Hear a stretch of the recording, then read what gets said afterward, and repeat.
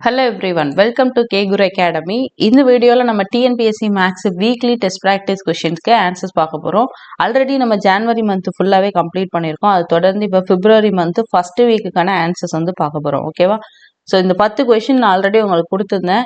இந்த சம்ஸ்லாம் ட்ரை பண்ணிட்டு இதில் ஏதாவது சம் வந்து கஷ்டமாக இருந்தது, இல்லை இந்த சம் ரொம்ப ஈஸியாக இருந்தது, பார்த்ததும் நான் ஆன்சர் கண்டுபிடிச்சிட்டேன் அப்படின்னு ஏதாவது இருக்குன்னா அதை கமெண்ட்ஸில் மென்ஷன் பண்ணுங்க. அண்ட் இந்த சீரீஸில் ஏதாவது சேஞ்சஸ் உங்களுக்கு யூஸ்ஃபுல்லாக இருக்கிற மாதிரி பண்ணணும்னு நீங்கள் விருப்பப்பட்டாலும் அதையும் கமெண்ட்ஸில் மென்ஷன் பண்ணுங்க. ஓகேவா?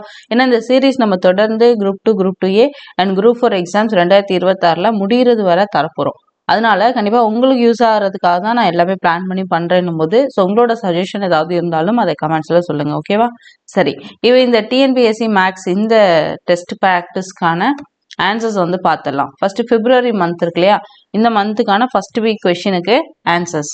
ஃபர்ஸ்ட் கொஸ்டின் பாருங்க, 16 நோட்டு புத்தகங்களின் அடக்க விலை 12 நோட்டு புத்தகங்களின் விற்பனை விலைக்கு சமம். இதன் லாப சதவிகிதம் என்ன அப்படின்னு கேட்டிருக்காங்க. ஸோ இப்போ இதில் வந்து பார்த்தீங்கன்னா லாபம் எவ்வளவுன்னு தெரிஞ்சாதான் லாப சதவிகிதம் வந்து கண்டுபிடிக்கவே முடியும். ஓகேவா? ஸோ ஃபர்ஸ்ட் நம்ம என்ன பண்ணோம் அப்படின்னா லாபம் எவ்வளவு அப்படிங்கிறத கண்டுபிடிக்கணும். லாபத்தை நம்ம வந்து லாபம் அப்படின்னு சொல்லலாம், ஆங்கிலத்தில் ப்ராஃபிட் அப்படின்னு சொல்லலாம். ஸோ இப்போ ப்ராஃபிட் வந்து ஃபர்ஸ்ட் நம்ம கண்டுபிடிச்சிட்டு அதுக்கப்புறமா அதுக்கு பர்சன்டேஜ் கண்டுபிடிக்கணும். ஓகேவா? சரி, இப்போ நான் வந்துட்டு ப்ராஃபிட் பர்சன்டேஜ் டைரெக்டாக கண்டுபிடிக்கிறேன் பாருங்க. X minus Y divided by Y into 100. ஏன்னா பர்சன்டேஜ் கண்டுபிடிக்கிறோம் இல்லையா, அதனால 100% நம்ம கண்டுபிடிக்க போகிறோம். சரி, இப்போ பாருங்க, இந்த XY அப்படிங்கிற இடத்துல நம்ம என்ன பண்ணோம்னா எக்ஸுங்கிறது வந்து 16 நோட்டு புத்தகங்களினுடைய அடக்க விலை, ஒய்ங்கிறது 12 நோட்டு புத்தகங்களினுடைய விற்பனை விலை. அப்போ அடக்க விலை மைனஸ் விற்பனை விலை டிவைடட் பை என்னது விற்பனை விலை இன்டூ, அதாவது இந்த XY வேல்யூ வந்து உங்களுக்கு புரியணும். ஓகேவா? சரி, இப்போ பாருங்க, எக்ஸுக்கு பதிலாக நம்ம என்ன பண்ணலாம் 16ன்னு போட்டுக்கலாம், ஒய்க்கு பதிலாக 12ன்னு போட்டுக்கலாம், டிவைடட் பை இங்கேயும் 12 இன்ட்டு இங்கே 100. இதை சிம்பிளிஃபை பண்ணிங்கன்னா உங்களுக்கு ஆன்சர் கிடைக்கும். என்ன கிடைக்கும்? 16ல் 12 போயிடுச்சுன்னா என்ன வரும்? 4 வருமா? 4 டிவைடட் பை 12 இன்ட்டு 100. ஸோ இதை நீங்கள் கேன்சல் பண்ணிங்கன்னா 1 4 4 3 12. ஸோ அப்போ நமக்கு என்ன கிடைக்கும்? 100 பை 3. ஸோ அப்போ ஆப்ஷன் ஏ அப்படின்னு போட்டிங்கன்னா தப்பு. ஏன்னா இது வந்து அல்டர்னேட்டிவ். இந்த 100 பை 3ங்கிறத வேற எப்படியெல்லாம் எழுதலான்னு கொஞ்சம் யோசிச்சு பாருங்க. ஏன்னா நமக்கு ஆப்ஷன்ல 100 பை 3 இருக்கு, 33 1 பை 3 இருக்கு, ஏ மற்றும் பி இருக்கு, எதுவும் இல்லைன்னு இருக்கு. ஸோ அப்போ கண்டிப்பா எதுவும் இல்லைங்கிறது வராது. ஏன்னா 100 பை 3ன்றது வந்துருச்சு இல்லையா. அப்போ மற்ற இந்த ஆப்ஷன் வருதான்னு ட்ரை பண்ணி பார்க்கணும். ஏன்னா ஏ மற்றும் பின்னு ஒரு ஆப்ஷன் கொடுத்துருக்காங்க இல்லையா, அதனால நம்ம பி வருதான்னு செக் பண்ணணும். அதுக்கு என்ன பண்ணணும்? 100 வந்து 3ஆல வகுக்கணும். ஓகேவா? அப்படி வகுக்கும் பொழுது நமக்கு என்ன கிடைக்கும் அப்படின்னா 3 9. ஸோ அப்போ மீதி 1 கிடைக்கும். மறுபடியும் 10 3 9, அகைன் வந்து உங்களுக்கு 1 கிடைக்கும். அப்போ 33 1 பை 3ங்கிறது நமக்கு கிடைக்குது இல்லையா. ஸோ அப்போ ஏ மற்றும் பி அப்படின்னு ரெண்டுமே ஆன்சராக வர்றதுனால நம்ம சி ஆன்சர் தான் சூஸ் பண்ணணும். ஸோ அப்போ ஒரு சம் போடுறதுல எந்த அளவுக்கு இந்த சம்மு புரியணும், அந்த சம்முக்கான ஃபார்முலா, அந்த சம்மை எப்படி ப்ரொசீட் பண்ணணுங்கிறது தெரியணுமோ அதுக்கு ஈக்குவலாக ஆன்சரை சூஸ் பண்ணவும் தெரியணும். ஓகேவா? சரி, அப்போ இந்த கொஸ்டினுக்கு ஆன்சர் வந்து ஆப்ஷன் சி. அடுத்த கொஸ்டின் போகலாம். எக்ஸ் குழாய் ஒரு தொட்டியை 24 நிமிடங்களிலும் ஒய் குழாய் 48 நிமிடங்களிலும் தொட்டியை நிரப்பிவிடும். இப்போ தொட்டி இருக்கு. ஓகேவா? ஒரு தொட்டி இருக்கு, எக்ஸ்ன்ற ஒரு டேப். ஸோ இது பார்த்தீங்கன்னா 24 நிமிஷத்துல என்ன பண்ணுது? அந்த தொட்டியை ஃபில் பண்ணுது. இதுவே இன்னொரு ஒய்ங்கிற ஒரு குழாய் இருக்கு, இது 48 நிமிஷத்துல ஃபில் பண்ணுது. ஓகேவா? இந்த ரெண்டு குழாயையும் என்ன பண்றாங்க அப்படின்னா காலையில 8:14 மணிக்கு திறந்து விடுறாங்க. அப்படின்னும் போது அந்த தொட்டி நிரம்புறதுக்கு எவ்வளவு நேரம் ஆகும் அப்படின்னு தான் கேட்டிருக்காங்க. ஃபர்ஸ்ட் நமக்கு தொட்டி நிரம்புறதுக்கு எவ்வளவு நேரம் ஆகுங்கிறத கண்டுபிடிக்கணும். ஃபர்ஸ்ட் கண்டுபிடிச்சிட்டு அதுக்கப்புறமா என்ன பண்ணணும்னா 8:14 இருந்து நம்ம கண்டுபிடிச்ச டைமை ஆட் பண்ணிக்கணும். ஓகேவா? சரி, ஃபர்ஸ்ட் நம்ம கண்டுபிடிச்சிடலாம். இது ஒண்ணுல நமக்கு ஒரு ஃபார்முலா இருக்கு இல்லையா, XY, அதாவது இது ஆட்கள் நாட்கள் பேஸ் பண்ணதுதான். XY divided by X + Y, அதை நீங்க போட்டீங்கன்னாவே என்ன பண்ணும்? உங்களுக்கு ஆன்சர் கிடைச்சிடும். எக்ஸை பொறுத்த வரைக்கும் 24 எடுத்துக்கலாம், இன்டூ ஒய் பார்த்தீங்கன்னா 48 டிவைடட் பை 24 + 48. இதை சிம்பிளிஃபை பண்ணீங்கன்னா ஆன்சர் கிடைக்கும். என்ன கிடைக்கும்னு பார்க்கலாமா? 24 × 48 நான் ஒன்றுமே பண்ணல, அப்படியே வச்சுக்கிறேன். ஏன்னா உங்களுக்கு கேன்சல் பண்ண ஈஸியாக இருக்கும். இது ரெண்டையும் ஆட் பண்ணிக்கலாம். 24ஐயும் 48ஐயும் ஆட் பண்ணிங்கன்னா என்ன வரும்? 72 வருமா? 12 72 வரும். ஓகே, ஸோ அப்போ 72. இப்போ நீங்கள் கேன்சல் பண்ணுங்கள், ஈஸியாக இருக்கும். இப்போ என்ன பண்ணலாம்? 3ஆல் கேன்சல் பண்ணலாமா? இல்லை 2ஆல் கேன்சல் பண்ணலாம். 3 2 6, மீதி 1 வரும். 6 2 12, 1 2 2, 2 2 4, 1 12 12, 3 12, 36. அப்போ நீங்கள் என்ன பண்ணலாம், இதை வந்து மறுபடியும் 1 3 3, 1 3 3, 6 3 18 அப்படின்னு கேன்சல் பண்ணலாம். இப்போ நமக்கு என்ன கிடைக்கிது, 16ன்னு கிடைக்கிது. எல்லாமே நமக்கு வந்து நிமிடங்களில் கொடுத்துருக்காங்க இல்லையா, அந்த அலகு வந்து மாறல, யூனிட் வந்து மாறல, எல்லாமே நிமிடத்தில் தான் இருக்குது. ஸோ அப்போ நமக்கு ஒன்றும் பிரச்சனை கிடையாது. ஸோ அப்போ என்ன பண்ணலாம், 16 நிமிடம் அப்படிங்கிறது நமக்கு கிடைச்சிருக்கு. இப்போ நமக்கு கொஷினில் என்ன கொடுத்துருக்காங்க, 8:14 மணிக்கு திறந்து விடப்படுதுன்ட்டாங்க. ஸோ அப்போ 8:14 மணிக்கு திறந்து விடப்படுது அப்படின்னும் பொழுது ப்ளஸ் 16 நிமிஷத்தில் அந்த தொட்டி நிரம்புதுன்னா இதை சேர்க்கும் போது நமக்கு என்ன கிடைக்கும், 6 நாளும் 10க்கு 0, மீதி 1, அப்போ 30 ப்ளஸ் இந்த இடத்துல 8 அப்படியே இருக்கும். அப்போ 8:30 மணி அப்படிங்கிறது கிடைக்கும். 8:30 நிமிடம் அப்படிங்கிறது தான் நமக்கான ஆன்சர். அப்படியே ஆப்ஷன் பாருங்க, 8:30 அப்படிங்கிறது வந்து ஏஎம்மா பிஎம்மா அப்படின்னு கேட்டிருக்காங்க. ஸோ அப்போ இந்த இடத்துல காலை 8:14க்கு திறந்து விடப்படுதுன்னு கொடுத்துருக்காங்க. ஓகே, ஸோ அவள் நம்ம வந்து ஜஸ்ட் 16 நிமிஷம் தான் ஆட் பண்ணுறோம். அவள் கண்டிப்பாக பிஎம் கிடையாது, என்னது ஏஎம் தான். ஆப்ஷன் ஏ தான் ஆன்சர். ஓகே, அடுத்த தேர்ட் கொஸ்டின் போகலாம். 7, 10, 13 என்ற எண்களின் வரிசையில் 20வது எண் என்னன்னு கேட்குறாங்க. இப்போ 20வது எண்ணுக்கு ஃபார்முலா நமக்கு வந்து தெரியும் இல்லையா, Tn is equal to a plus n minus 1 into d. அந்த ஃபார்முலாவில் சப்ஸ்டியூட் பண்ணலாம். அதுக்கு முன்னாடி first term a is equal to என்னது 7, d வந்து என்ன second term minus first term, dங்கிறது வந்து t2 மைனஸ் t1.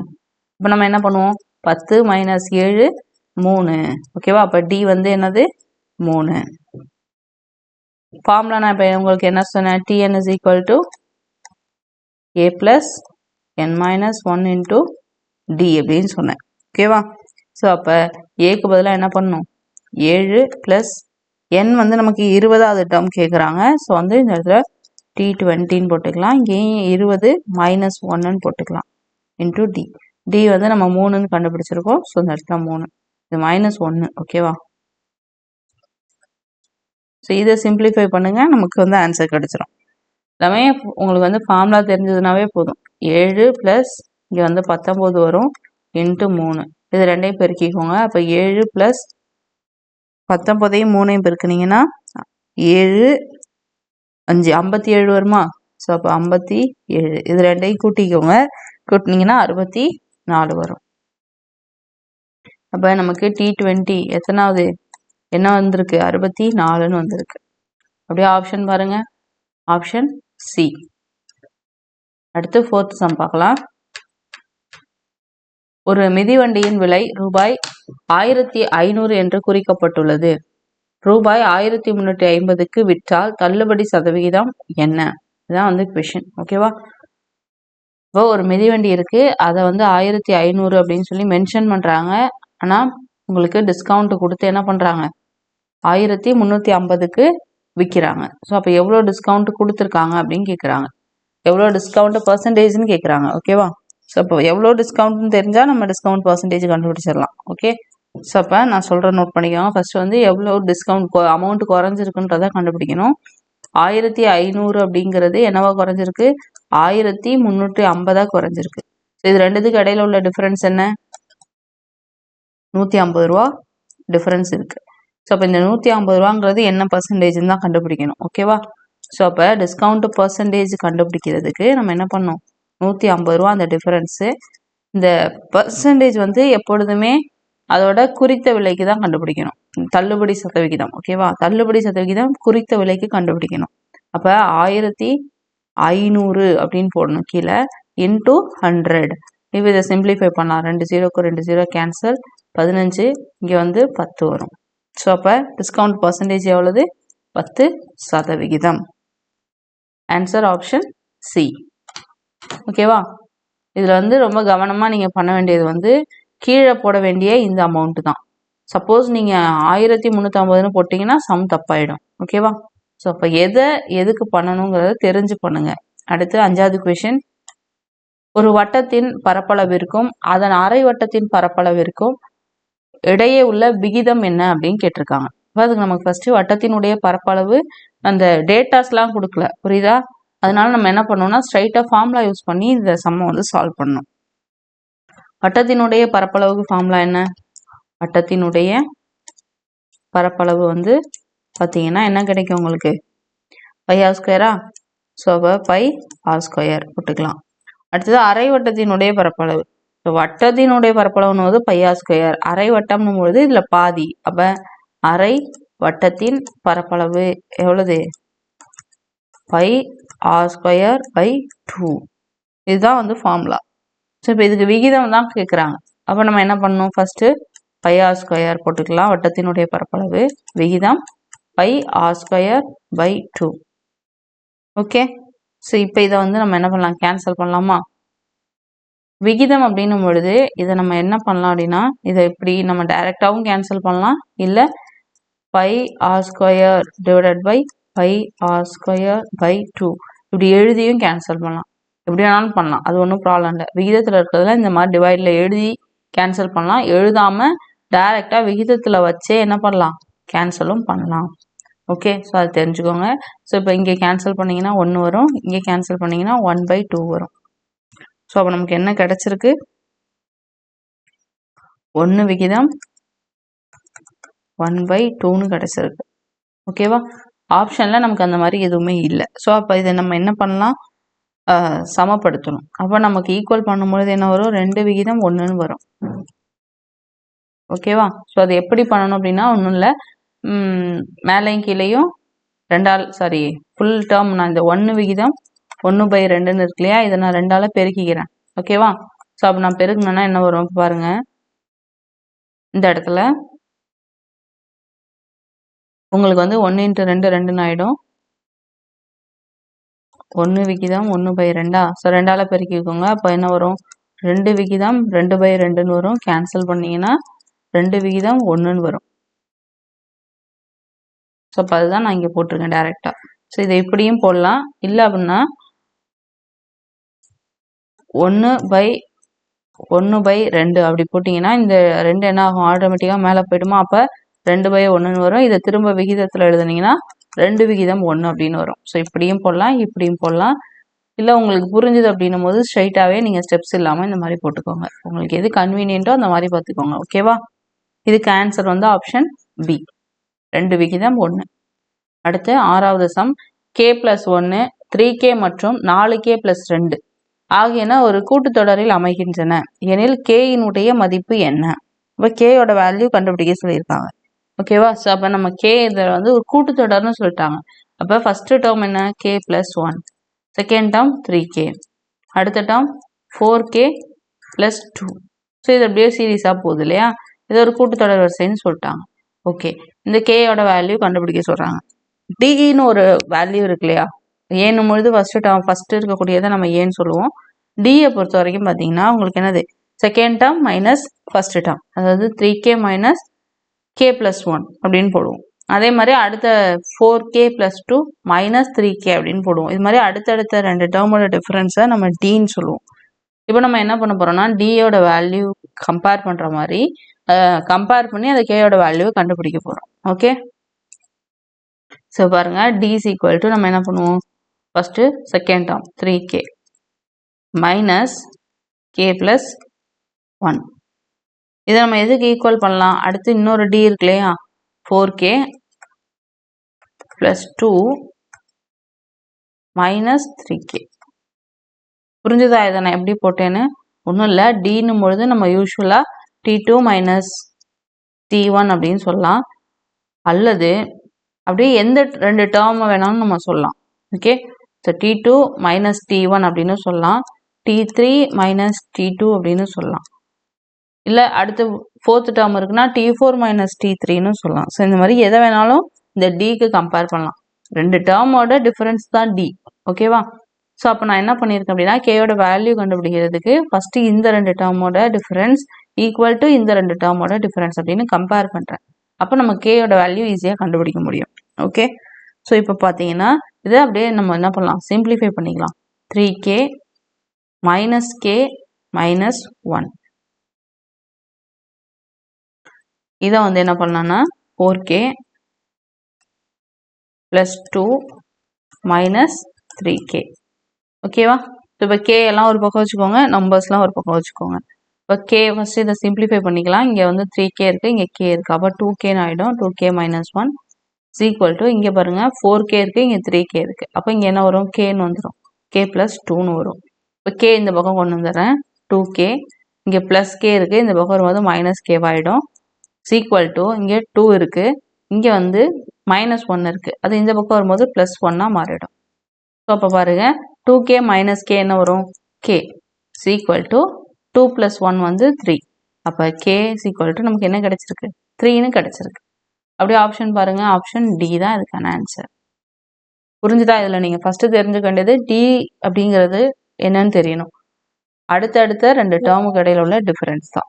அப்படி பார்க்கும்பொழுது நம்ம second term minus first term is equal to third term minus second term அப்படின்னு சொல்லி கம்பேர் பண்ணுறோம். கம்பேர் பண்ணி கேயோட வேல்யூவை கண்டுபிடிச்சிடறோம். ஓகே, அடுத்து 7th சம் பாருங்க. 2 எண்களினுடைய கூடுதல் 36.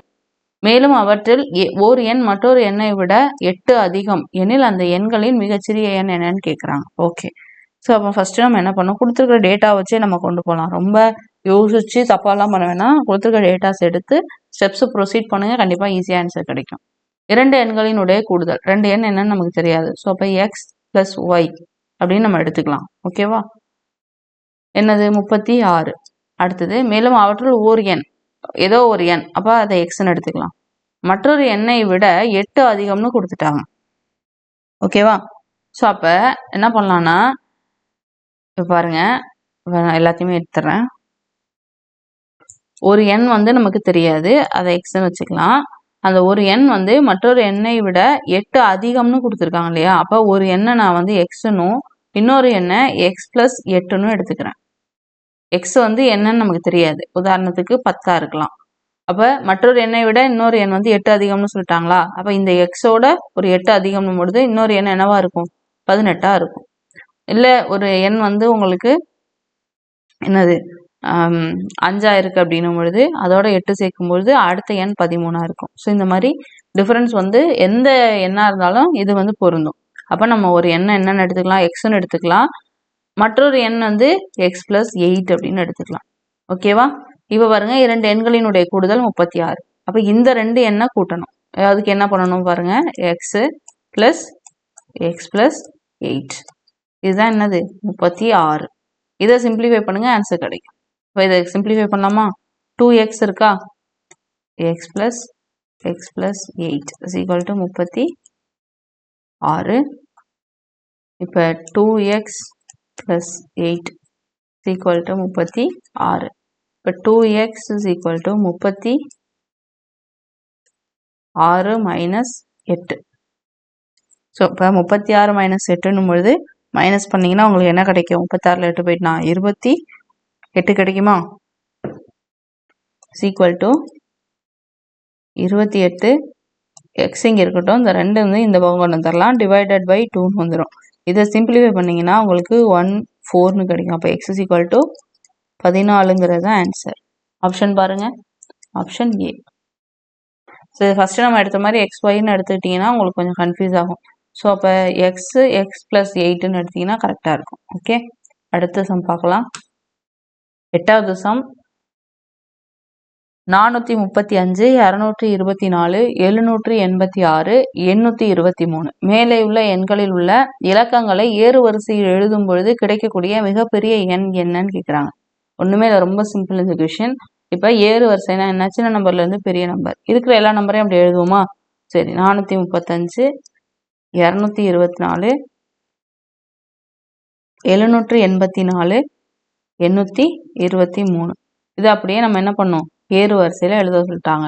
இதில் உள்ள இலக்கங்களை தான் ஏறு வரிசையில் எழுதணும். இந்த நம்பரை ஏறு வரிசையில் மொத்தமாக இது ஃபுல்லாக ஒரு நம்பர்னு கன்சிடர் பண்ணி ஏறு வரிசையில் எழுத சொல்ல, ஃபஸ்ட்டு இதில் ஏறு வரிசை எழுதணும்னா 3, 5 4, 5 அப்படின்னு வரும். ஓகேவா? அடுத்தது பாருங்க, இதை நம்ம எழுதணும்னா எந்த ஒரு சேஞ்சும் வராது. 2, 2, 4 அப்படியே இருக்கும். இதை நம்ம ஏறு வரிசையில் எழுதணும்னா 4, 7, 8 அப்படின்னு கிடைக்கும். இதை ஏறு வரிசையில் எழுதணும்னா 2, 3, 8ன்னு கிடைக்கும். அப்போ இதில் எது பெரிய எண் அப்படிங்கிறது தான் கொஷின். ஓகேவா? ஸோ அப்போ இதில் எது பெரிய எண்? 478. அப்ப அப்படியே ஆப்ஷன்ல பாருங்க 478 கேட்கல. அவங்க எழுதும்போது மிகப்பெரிய எண் எதுக்கு வரும் அப்படின்னு கேட்டிருக்காங்க. அப்ப என்னது, சாரி 786. நான் இந்த இடத்துல 4ன்னு போட்டிருக்கேன் இல்லையா, இதை மட்டும் ஒரு சேஞ்ச் பண்ணிக்குவோம். அப்ப இந்த இடத்துல என்ன வரும் அப்படின்னா, ஒரு நிமிஷம் சேஞ்ச் பண்ணிக்கலாம். இப்போ இங்க வந்துட்டு உங்களுக்கு என்ன கிடைக்கும், 3 4 5ன்னு வரும், 2 2 4ன்னு வரும்.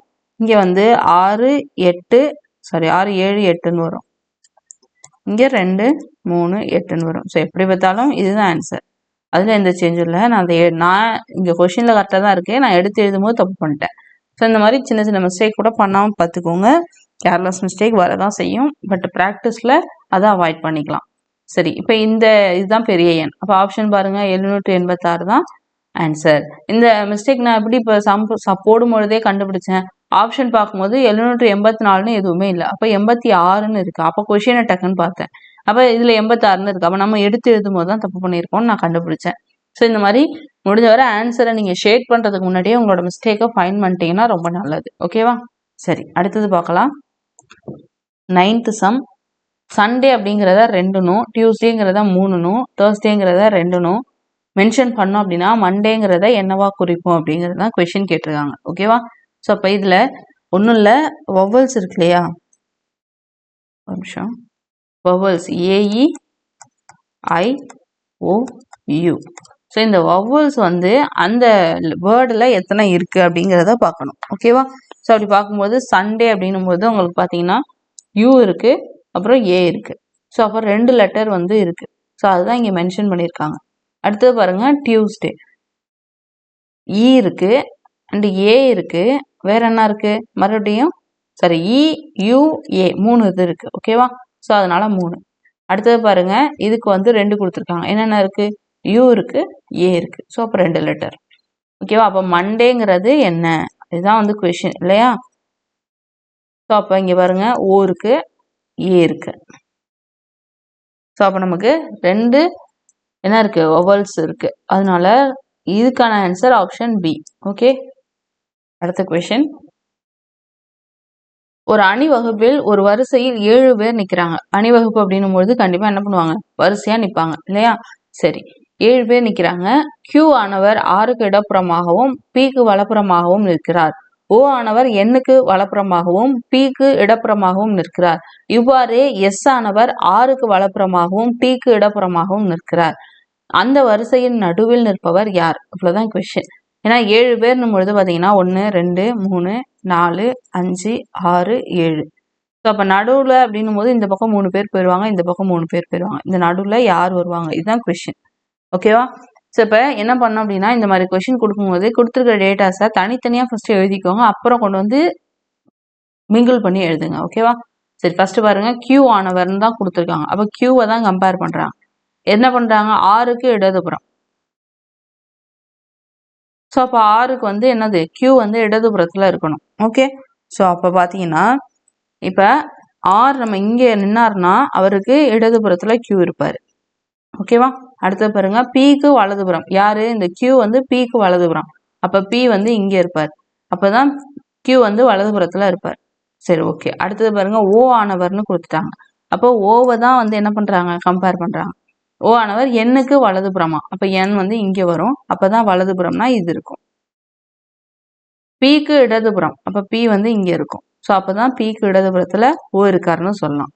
இதே மாதிரி S ஆனவர்னு கொடுத்துட்டாங்க. அப்ப S கம்பேர் பண்றாங்க.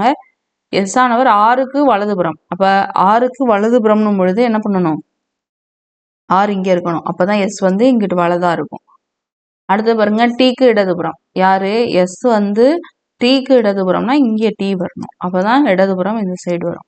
ஸோ அப்போ அவங்க கொடுத்துருக்கிறத வச்சு நம்ம எல்லாத்தையுமே எழுதியாச்சு. இப்போ இதை என்ன பண்ணணும்னா அப்படியே கொண்டு வந்து இந்த வரிசையில ஃபில் பண்ணணும். ஓகேவா? சரி, இப்போ PQR இருக்கு. ஓகே, இதை நம்ம எப்படி கரெக்டா இந்த 7 லைன்ஸ்ல ஃபிக்ஸ் பண்றதுக்கு முன்னாடி நான் ரஃபா எழுதிட்டு அப்புறம் கொண்டு வந்து இங்க ஃபிக்ஸ் பண்றேன். ஓகே, சரி, இப்போ பாருங்க, PQR எழுதிட்டேன். அடுத்தது NOP இருக்கு, P இங்க இருக்கு. ஸோ அப்போ கண்டிப்பா O நம்ம இங்க எழுத முடியாது, ஏன்னா ஆல்ரெடி இங்க Q இருக்கு இல்லையா? ஸோ அப்போ இந்த இடத்துல O போட்டுக்கிறேன், இங்க N போட்டுக்கிறேன். அடுத்து இங்கே பாருங்க ஆர்எஸ்டின்னு இருக்கு. ஆர் இங்கே இருக்கு. ஸோ அப்போ கண்டிப்பாக எஸ்டி இங்கே எழுத முடியாது, ஏன்னா ஆல்ரெடி ஃபுல் ஆயிடுச்சு. ஸோ அப்போ நம்ம என்ன பண்ணணும், இங்கே தான் எழுதணும். அவ்வளோதான், இதுதான் அந்த ஆர்டர். இதை அப்படியே இங்கே கொண்டு வந்து எழுதிக்கலாம். NOP QRST. ஸோ கொஷின் நமக்கு என்ன கேட்டாங்க, நடுவில் யார் இருக்காங்கன்னு கேட்டிருக்காங்க. இப்போ Q தான் நமக்கான ஆன்சர், ஆப்ஷன் B. ஓகே, 10 கொஸ்டினுக்கு நம்ம ஆன்சர் பார்த்தாச்சு. கண்டிப்பாக இது யூஸ்ஃபுல்லாக இருந்திருக்கும் நம்புறேன். அடுத்து வேற ஒரு தகவலில் பார்க்கலாம். தேங்க்யூ.